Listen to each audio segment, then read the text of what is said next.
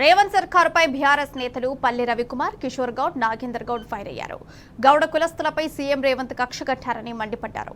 Gowda కమ్యూనిటీని wines టెండర్లలో quota పెంచుతామని చెప్పి మోసం చేయారని దుయ్యబట్టారు. బీసీ రిజర్వేషన్ల పేరుతో హస్తం పార్టీ నాటకాలు ఆడుతోందని ఫైర్ అయ్యారు.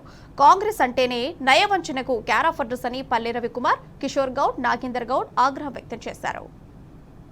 తెలంగాణ బీసీ సమాజానికి కాంగ్రెస్ పార్టీ నిలువున నయవంచన చేస్తున్నది, మోసం చేస్తున్నది.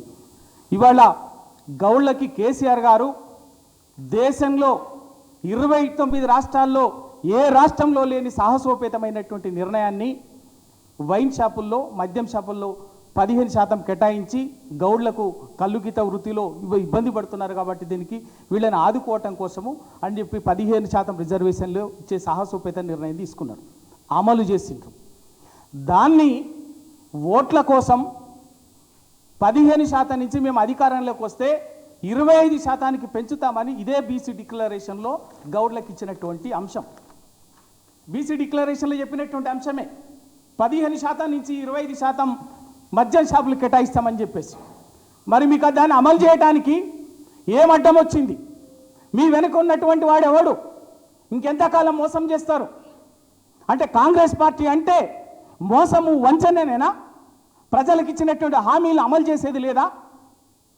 అమలు చెయ్యకపోగా ఇవాళ కల్లుగీత వృత్తి మీద కక్ష కట్టి అధికారంలోకి వచ్చిన వెంటనే వందలాది మంది సొసైటీలని, వందలాది మంది కళ్ళు సొసైటీ నిర్వాహకులని జైల్లో పెట్టి ఉసురు తీసుకుంటున్నారు, ఏడిపిస్తున్నారు, ఇబ్బంది పెడుతున్నారు, హింసిస్తున్నారు, వేధిస్తున్నారు.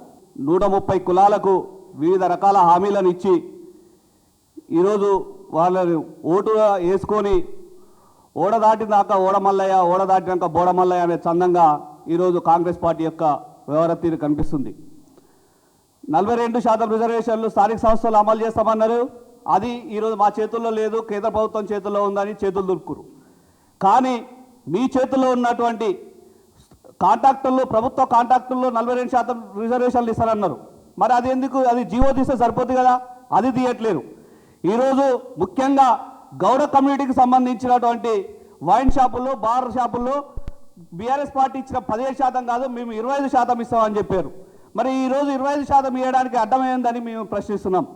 కేసీఆర్ గారు ఎంతో ప్రేమతో అడగక ముందుకే గౌడ కులానికి ఎన్నో రకాల సౌకర్యాలు కల్పించారు. అటు వైన్ షాపుల్లో కావచ్చు, నీరా కేఫ్ కావచ్చు, చెట్టు పన్ను రద్దు కావచ్చు, అదేవిధంగా ఆత్మగౌరవ భవనం కావచ్చు, లేకపోతే విద్యార్థులకు విదేశీ విద్య లాంటి ఎన్నో హామీలను ఎక్కడ కూడా నేను గెలిస్తే ఈ హామీలను నెరవేర్స్తాను కూడా ఎక్కడ కూడా మేనిఫెస్టోలో పెట్టలేదు. కానీ ఎంతో ప్రేమతోని ప్రభుత్వం వచ్చిన తర్వాత ఎవరు అడగక ముందుకే ఇట్లాంటి హామీలు అన్నిటి చేసింది.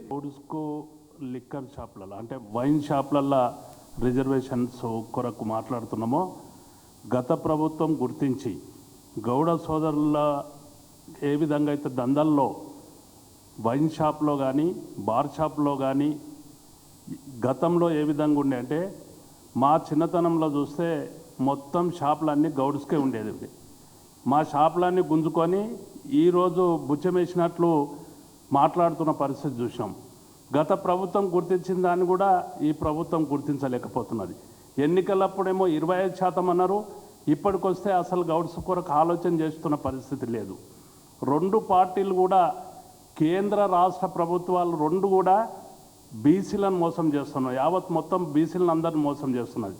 బీసీలకు రిజర్వేషన్ పేరు మీద ఏదైతే 42% అన్నారో, తెలంగాణ రాష్ట్రం లోపల రాష్ట్ర ప్రభుత్వం చేతిలో ఉన్నదాన్ని కూడా ఇవ్వలేని పరిస్థితుల లోపల రేవంత్ రెడ్డి గారు ఉన్నారు.